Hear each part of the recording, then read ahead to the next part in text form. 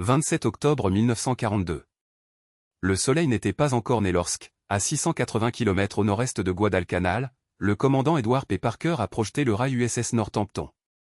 Ses yeux, fixés sur les flammes, accompagnaient l'épave de l'USS Hornet, qui a coulé en prenant 140 marins et le dernier porte-avions opérationnel américain dans le Pacifique.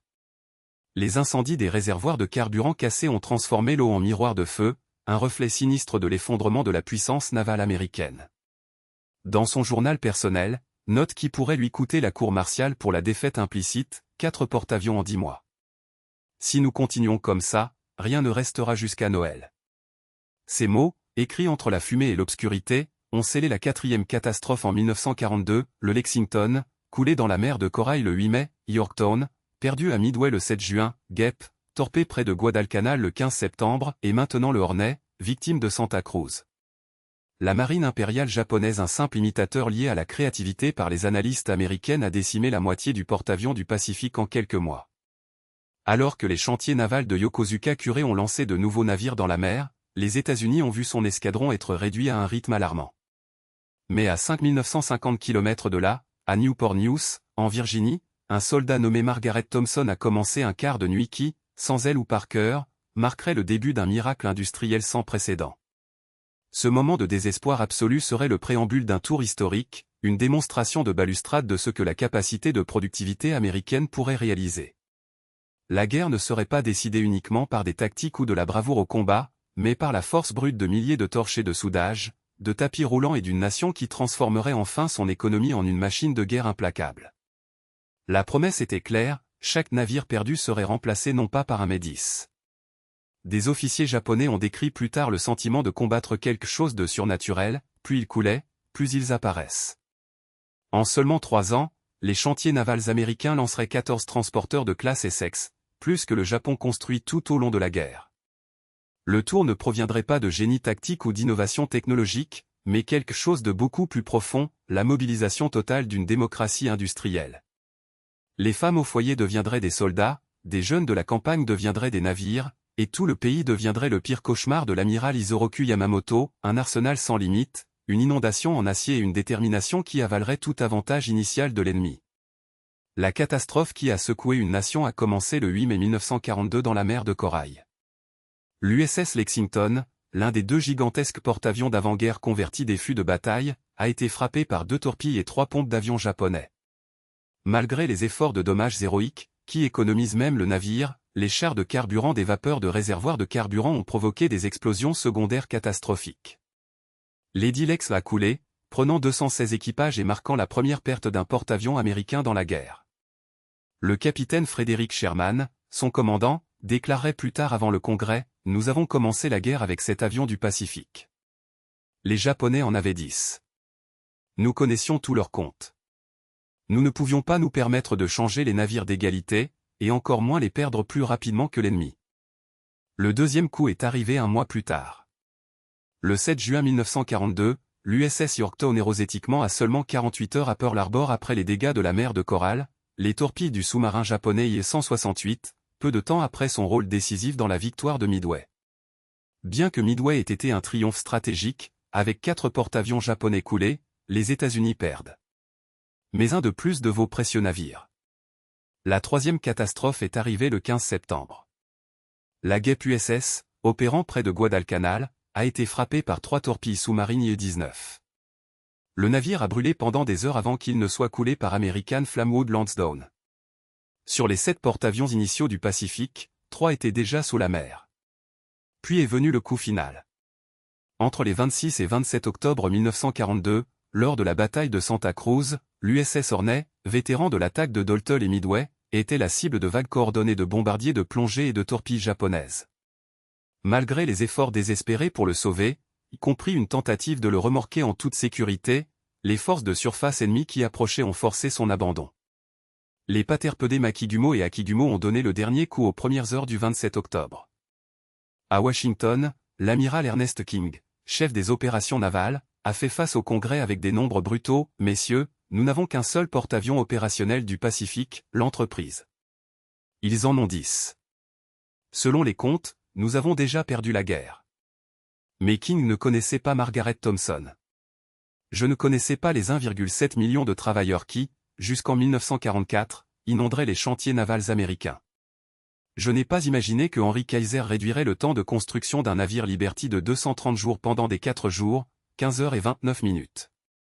Je ne savais pas que les chantiers navals qui, en 1941, n'avaient publié qu'un seul porte-avions, étaient sur le point d'effectuer l'impossible. La révolution n'a pas commencé dans des salles de stratégie militaire, mais dans les bureaux de comptabilité de Newport Shipbuilding. Le 8 décembre 1941, un jour après Pearl Harbor, le superviseur Clay Bedford a rassemblé la tête avec une commande simple, oubliez tout ce qu'ils savent sur la construction navale. Construisons le porte-avions comme Ford fait des voitures. L'étincelle est venue d'Helen Matthews, un ancien côtier nouvellement embauché, qui a vu des travailleurs réprimander les plaques de la coque une par une. Pourquoi ne pas tout coudre à la fois, comme un tissu au lieu de milliers de points séparés? Il a demandé. Le superviseur a ri, mais s'est arrêté. La soudure, au lieu de la revêption, pourrait réduire le temps d'assemblage de 75%. Et mieux, c'était une capacité plus simple qui pouvait être enseignée dans les jours, pas dans les années nécessaires pour former un maître de la mesure. Jusqu'à l'été 1943, le porte-avions de la classe Essex a quitté les chantiers navals à un rythme hallucinant. L'USS Essex lui-même a fait battre sa quille le 28 avril 1941 et a été commandé le 31 décembre 1942, à seulement 20 mois depuis le début à la préparation au combat. Mais ce n'était que le début. Au chantier naval de Brooklyn, l'assembleur Jusp de Gigio, cousin d'un célèbre joueur de baseball, a dirigé une équipe qui a développé une méthode révolutionnaire pour installer des ascenseurs d'avion. Au lieu de les assembler par une partie, les plateformes ont été préfabriquées sur terre, puis prêtes, d'économiser des semaines de travail. Des plateformes entières ont été érigées par des grues colossales, en coupant 6 semaines à partir de l'horaire de chaque porte-avions. Les innovations nées à Richmond, sous le commandement d'Henry Kaiser, se sont propagées au feu dans l'industrie navale. La préfabrication a transformé la logique de la construction, les tours de commande, le pont et les structures auxiliaires ont été montés sur des zones de production où ils pouvaient être construits sur le côté ou même à la hausse du soudage à la baisse, le rendant plus rapide et plus résistant. Ce qui exigeait auparavant 1000 travailleurs en un mois, cela était maintenant fait pour 200 en une semaine. Les chiffres ont commencé à s'accumuler à un rythme hallucinant. L'USS Yorktown, CVE 10, battu le 1er décembre 1941, a été commandé le 15 avril 1943, pas de 17 mois. L'USS Intrepid, lancé le même jour que Yorktown, est entré en service le 16 août 1943. L'USS Hornet, CVE 12, qui a été lancé le 3 août 1942, était prêt le 29 novembre 1943. USS Franklin, dont il était basé le 7 décembre 1942 exact un an après l'épée, dont il était basé le 7 décembre 1942, exact un an après l'épée, dont il était basé le 7 décembre 1942 exact un an après l'épée Franklin, dont il était basé le 7 décembre 1942 exact un an après l'épée Franklin, dont il était basé le 7 décembre 1942, exactement un an après l'épée Franklin, dont il était basé le 7 décembre 1942, exactement un an après l'épée, dont le NT. ARL Harbor a été remis à la flotte le 31 janvier 1944.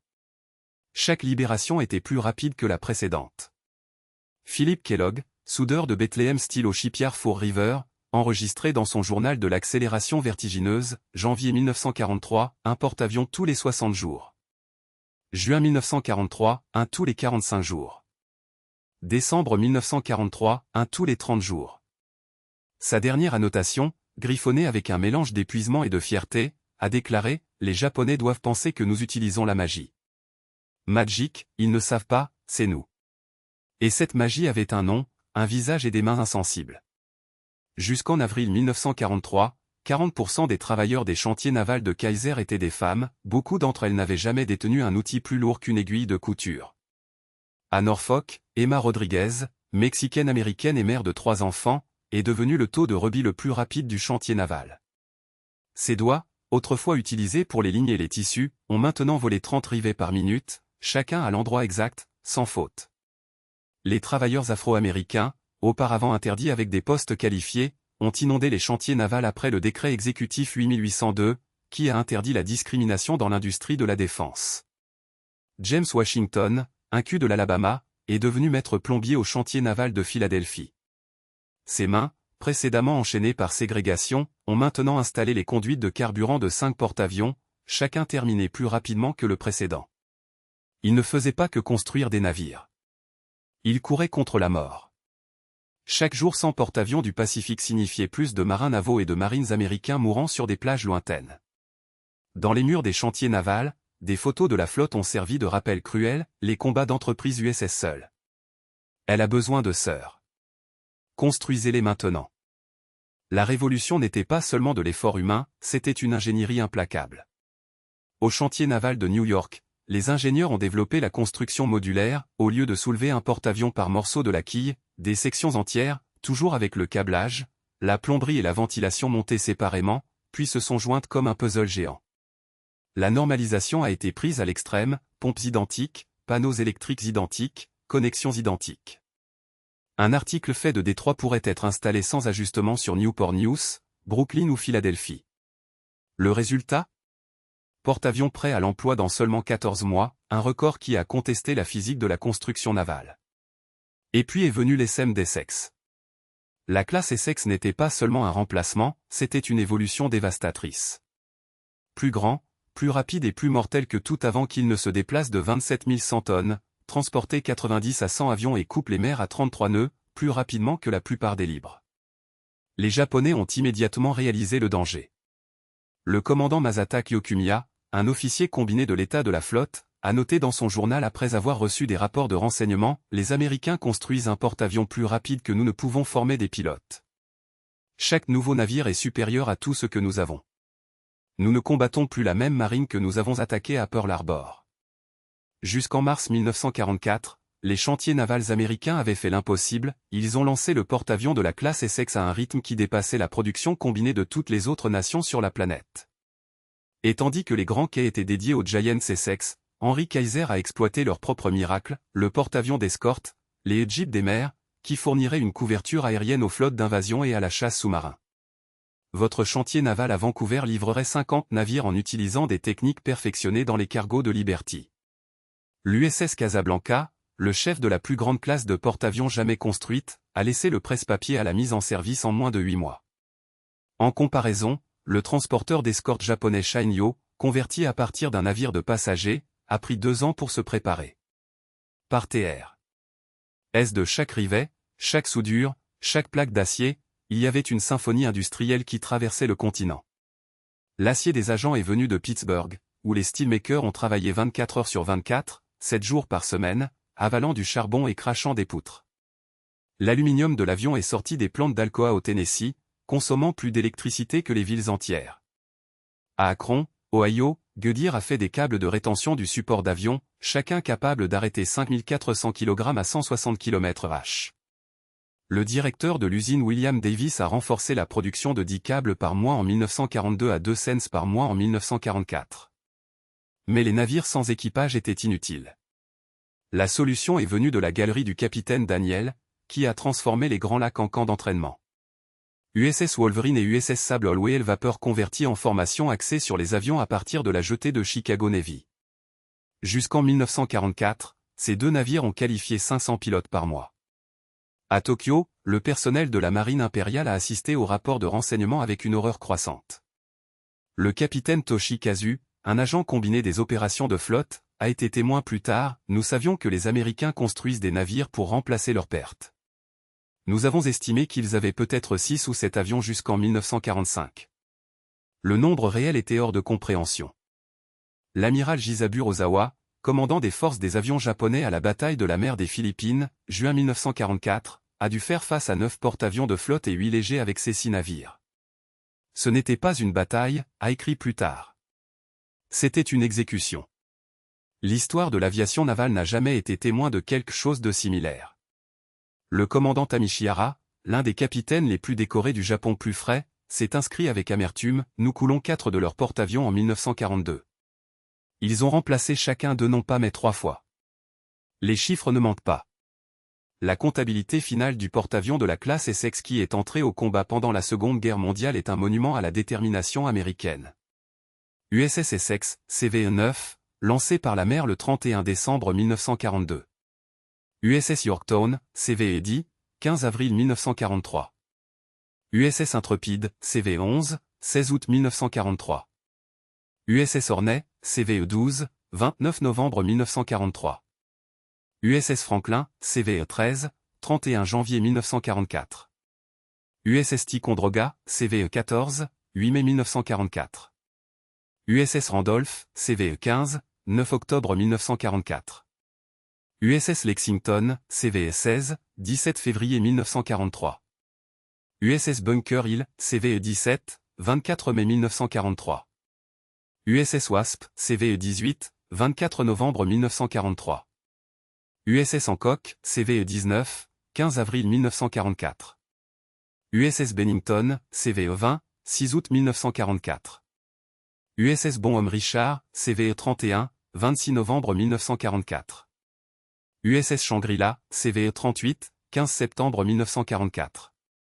Et sans parler de ceux qui ont été commandés, mais ils ne sont pas venus dans le temps pour le combat, USS Boxer, USS Lake Champlain, USS Antietam Already en 1945, ou les 9 transporteurs légers de classe d'indépendance, construits sur des fûts de croix, et le plus de 100 porteurs d'air rail d'escorte qui ont inondé les chantiers navals pendant ces frénésies. La révolution n'était pas seulement militaire. C'était industriel. C'était social. Les techniques développées au cours de ces années, construction modulaire, soudage automatisé, chaîne de montage adaptée aux navires de guerre, redéfinie pour toujours l'ingénierie navale. Les travailleurs qui ont appris à souder dans les chantiers navals ont constaté qu'ils pouvaient dominer n'importe quelle machine. Les femmes qui étaient auparavant confinées aux travaux ménagers ont prouvé qu'elles pouvaient gérer la torche avec la même précision que les aiguilles de couture. Les Afro-Américains, autrefois relégués au service manuel, ont montré que leurs mains étaient aussi qualifiées que les autres lorsqu'elles ont eu leur chance. La guerre a non seulement forgé des navires, a forgé une nouvelle Amérique. Jusqu'en 1945, la production de porte-avions avait même dépassé les besoins opérationnels. Les navires ont été achevés plus rapidement que les équipages ne pouvaient être formés. L'amiral William Halsey, dans une déclaration au Congrès en 1946, a résumé avec une forte franchise, nous sommes passés d'une pénurie désespérée de porte-avions pour avoir plus que ce que nous pourrions utiliser. Aucune nation de l'histoire n'a jamais construit de machine de guerre à ce rythme. L'impact stratégique était irréversible. 40 ans plus tard, en 1985, plus de 5000 travailleurs qui avaient transpiré dans ces chantiers navals se sont réunis à Newport News pour marquer l'anniversaire de la victoire. Parmi eux, Margaret Thompson, le comte initial de 67 ans, est monté sur scène. Son discours n'était pas fier, mais une fureur encore vivante. Aujourd'hui, il nous appelle « la plus grande génération ». Nous n'étions pas grands. Nous étions furieux. Ils ont coulé nos navires, ont tué nos enfants. Nous avons répondu la seule façon dont nous savions, nous avons construit plus de navires qu'ils ne pouvaient rêver. Chaque rivet que nous regardons, n'oubliez pas à Pearl Harbor. La transformation n'était pas seulement militaire. C'était économique. C'était humain. Richmond, en Californie, a vu leur population exploser de 23 000 à 130 000 habitants en 3 ans. Les plus de 3 milliards de dollars ont payé des salaires aux travailleurs des chantiers navals diffusés par l'économie, augmentant la classe moyenne américaine. Les barrières sociales qui ont persisté pendant des décennies ont éclaté face à l'urgence de la guerre. Les femmes ont prouvé que les machines lourdes pouvaient fonctionner. Les Afro-Américains ont démontré que leur capacité ne connaissait aucune limite lorsqu'ils ont eu l'occasion. L'Amérique qui a émergé de ces chantiers navals n'était pas le même qui est entré dans la guerre. Jusqu'en août 1945, la marine américaine a exploité 14 porte-avions de classe Essex au combat, ainsi que 3 autres de la même classe nouvellement commandés, 9 Lumières de la classe d'indépendance, 71 porte-avions d'escorte et survivants de la flotte d'avant-guerre. Une force écrasante par rapport aux 6 porte-avions japonais à la Lumière principalement sans pilote formé et à 19 britanniques de toutes sortes. Le contraste était brutal. Et révélateur. En 1962, le contre-mireur Hideo Yano, de la force maritime de l'autodéfense du Japon, a visité le chantier naval de Norfolk, où tant d'Essex étaient nés. Arrêté où l'USS Yorktown avait été libéré, il a murmuré par un interprète, « Nous savions que vous construisiez des navires. Mais nous n'avons jamais imaginé cette échelle. Comment combattre une nation qui, dans un seul chantier naval, produit ce que tout notre empire pourrait à peine correspondre ?» Le verdict final est venu de l'amiral Chester Nimitz, le Pacific Victory Architect. La guerre a été décidée en 1943. Pas pour aucune bataille, mais par le lancement de nouveaux porte-avions. Lorsque nous avons pu perdre un et avoir déjà 2 substituts en mer tandis que le Japon ne pouvait reconstituer aucune perte, le résultat est devenu une question mathématique. Le compte a été fait. L'histoire, écrite. Aujourd'hui, l'héritage de ce miracle productif persiste. Les techniques améliorées entre 1942 et 1945 sont toujours standards dans la construction navale. Mais le véritable héritage est la preuve de ce qu'une société démocratique peut accomplir lorsqu'elle est unie par un but. En seulement 36 mois, les États-Unis ont fait 4 porte-avions couler au bord d'une catastrophe stratégique pour une suprématie écrasante qui a rendu la victoire inévitable. Ces travailleurs et les femmes ordinaires ont été démontrés que la plus grande arme de démocratie n'est pas leur armée mais leur capacité à produire. Pour surmonter. Écraser la tyrannie non pas avec des balles, mais avec des rivets, de l'acier et une détermination incassable. Les 4 porte-avions ont perdu en 1942 Lexington, Yorktown, Wasp, Hornet non pas seulement remplacés. Ont été multipliés. Chaque nouveau navire était meilleur que le précédent. Chacun, une déclaration, la démocratie convertit la défaite en triomphe. En fin de compte, le Japon n'a pas succombé à la stratégie ou aux tactiques américaines. Il a perdu contre Margaret Thompson et sa torche. Pour des millions d'Américains qui ont prouvé ce pouvoir. Un peuple libre, lorsqu'il est mis au défi, ne connaît pas ses rivaux. De 4 porteurs d'avions bordés de classe Essex in combat, les nombres racontent une histoire de transformation inégalée.